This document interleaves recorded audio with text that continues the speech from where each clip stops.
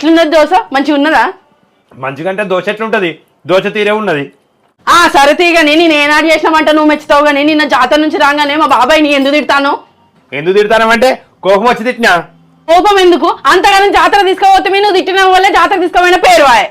పోతానైతే మీ బాబాయ్ చేసింది అట్లున్నది. మరి ఎందుకు? మా బాబాయ్ ఏమన్నాడు?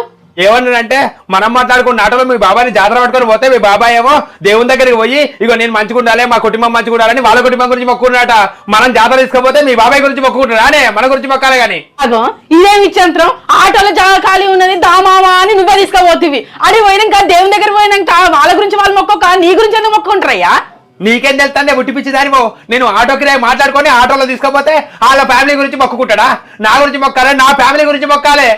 నువ్వు ఇట్లా ఆగమాగం చేస్తావని ఆ బాబాయ్ని రాకు బాబాయ్ అని చెప్పినా అయిపోవు. ఉత్తరాన్న తీసుకుపోయి మనసు బాధ పెట్టినట్టు అయింది. బాధే ఉన్నది. నేను తీసుకుపోయినప్పుడు నా గురించి మొక్కాలి కానీ అబ్బో వాళ్ళ గురించి వాళ్ళ ఫ్యామిలీ గురించి మొక్కిందట. అచ్చనం కడిగిన కాబట్టి తెలిసింది నాకు.